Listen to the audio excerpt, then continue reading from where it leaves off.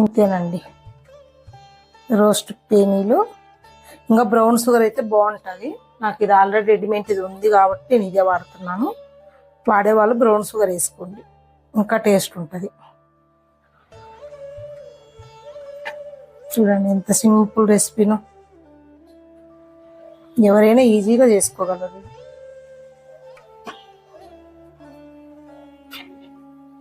చూడు అవి లోపల ఇవి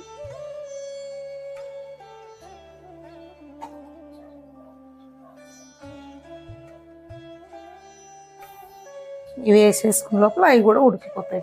వేడి వేడి మనకు రోస్టు పెనీలు రెడీ అయిపోయినాయి. చూడండి ఎంత బాగున్నాయి, పొరలు పొరలుగా. ఇదండి అంటే చూద్దాం.